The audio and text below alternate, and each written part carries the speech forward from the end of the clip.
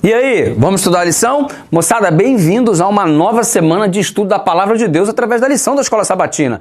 Eu espero que não somente você cresça em aprendizado, em intimidade com Deus através desse estudo, como também compartilhe as bênçãos que você está recebendo através da Palavra do Senhor. Mas vamos em frente. O texto áureo para a lição dessa semana está no livro de Salmos, no capítulo 19, no versículo 1, que é um texto muito familiar a todos nós.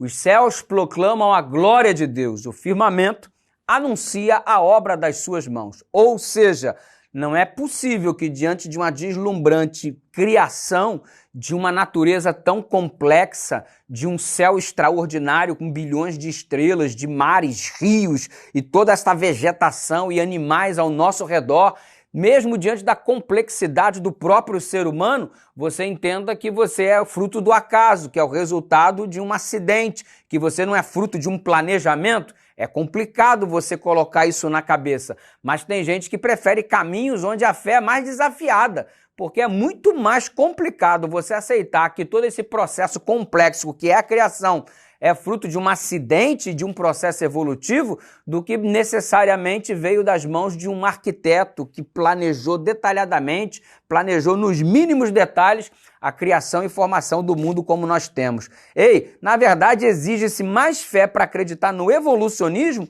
do que no próprio criacionismo. E é interessante que homens inteligentíssimos de sua época, como Sir Isaac Newton, por exemplo, utilizava a Bíblia como um instrumento de base para o desenvolvimento dos seus estudos científicos. E não era só ele, não. A lição, além de citar Isaac Newton, cita Johann Kepler, John Ray, indivíduos que desenvolviam seus conceitos científicos e muitos conceitos baseados na própria declaração. Havia uma harmonia perfeita. Só que, de repente, em 1859, surge o livro A Origem das Espécies, de Charles Darwin.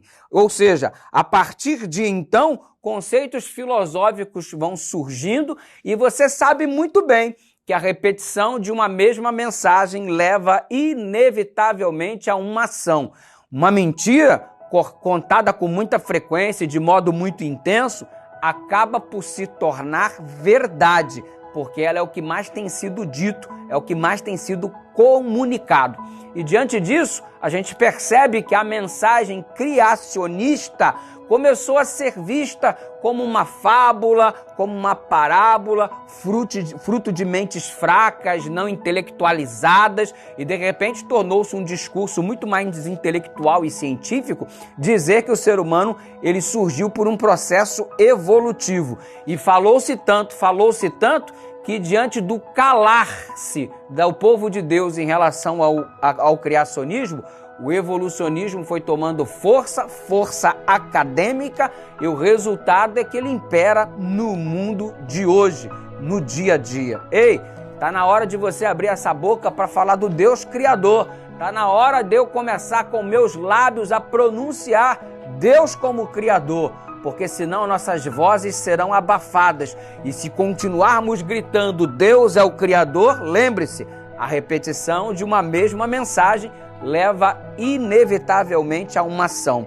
Não vamos deixar que o fake news, portanto, ser propagado, acabe sendo encarado como verdade, sucumbindo assim aquilo que de fato é verdade. A palavra do Senhor, que considera Deus como nosso Criador, porque afinal de contas os céus proclamam a glória de Deus, o firmamento anuncia a obra das suas mãos. Vamos orar? Obrigado, Deus eterno, pela revelação da natureza que testifica do teu poder, do teu amor e da tua graça. Em nome de Jesus.